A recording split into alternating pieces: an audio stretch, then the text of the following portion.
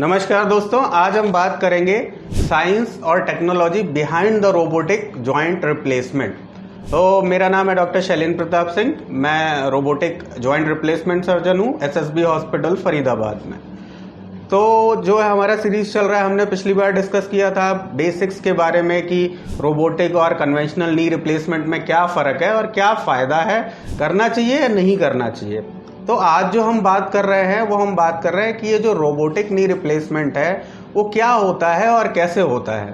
तो जब हम रोबोट का नाम सुनते हैं तो हमारे दिमाग में जो पिक्चर बनती है, जो हमारी धारणा होती है रोबोट की, कि एक मशीन होगी जो ह्यूमंस जैसी दिखती होगी और उसका हम बटन दबा देंगे और वो कुछ भी काम स्टार्ट कर देगा।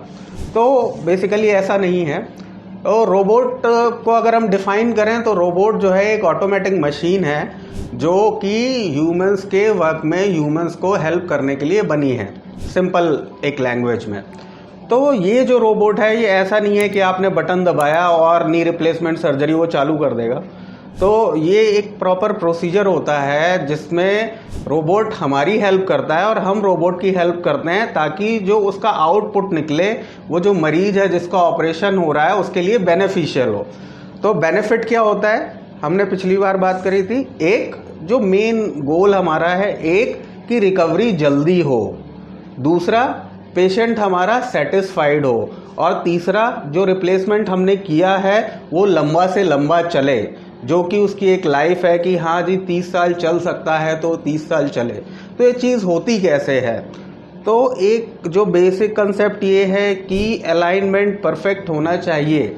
जैसे आपकी गाड़ी के टायर का अलाइनमेंट है, अगर वो बिगड़ा हुआ होगा तो टायर जल्दी घिस जाएगा। इसी तरह से जो रिप्लेसमेंट है उसमें अलाइनमेंट अगर गड़बड़ होगा, हो सकता है अलाइनमेंट गड़बड़ होने की प्रॉब्लम आपको समझ ही ना आए, लेकिन बॉडी को आपके समझ में आ रहा है, तो वो जो रिप्लेसमेंट है वो लंबा नहीं चलेगा, वो जल्दी घिस जाएगा, जल्दी फेल हो जाएगा।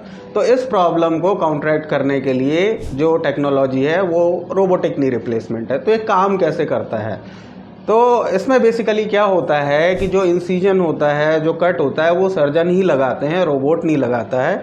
बट इंसिजन के बाद से फिर रोबोट का काम चालू होता है। रोबोट आपके पैर का अलाइनमेंट मेजर करता है। तो आप एक तरह से ये भी कह सकते हैं कि एक कस्टमाइज्ड प्लान है, हर पेशेंट के लिए एक नया प्लान है और हर पेशेंट की नीड के हिसाब से प्लान है। तो वो रोबोट जो है वो सारा मेजरमेंट करता है घुटने का और आपके पैर का सारा मेजरमेंट करता है।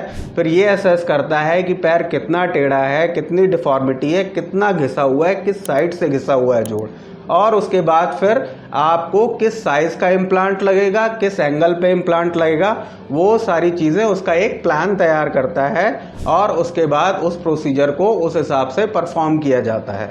तो जब इस तरह से परफॉर्म किया जाता है तो क्योंकि ये एक patient based custom based plan है, वो दो किसी मरीज का सेम होने की प्रोबेबिलिटी बहुत कम है। ज़्यादातर लोग का अलग अलग होगा, डिफॉर्मिटी चाहे 1 डिग्री का डिफरेंस हो अलग होगा, घुटना किसी का ज़्यादा घिसा हुआ होगा, किसी का कम घिसा हुआ होगा।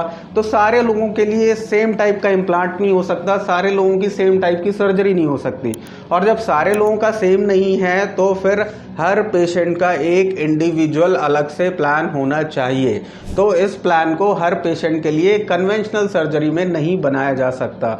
तो उस चीज़ को काउंटरैक्ट करने के लिए और हमारे प्लान को पेशेंट के हिसाब से कस्टमाइज्ड परफेक्ट प्लान वो जो है वो रोबोट हमें बना के देता है, जिसके हिसाब से सर्जरी जो है वो एग्जीक्यूट की जाती है।